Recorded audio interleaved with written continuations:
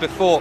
For Manchester City, a chance to end their first spell out of it after just one season.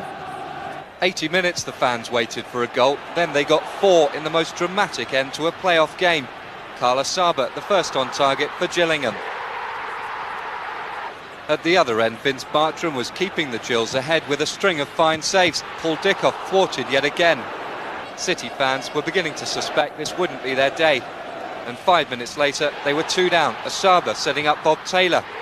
Gillingham stood on the verge of a historic promotion. But then an extraordinary comeback from City, which rivalled that of their Manchester neighbours United in midweek. On 90 minutes, Kevin Horlock with a lifeline, Bartram finally beaten. City pushed everything forward and made it count. Dickov, City's best player throughout, had given them another 30 minutes of extra time in which to resurrect their season. But if Gillingham was shell-shocked, they did have their chances to avoid a penalty shootout. Some tired defence putting Nicky Weaver under pressure, which he coped with. But with the game still deadlocked, the two clubs now had 5 kicks each to determine their whole season. And Gillingham it was who cracked, Paul Smith the first of 3 players to miss.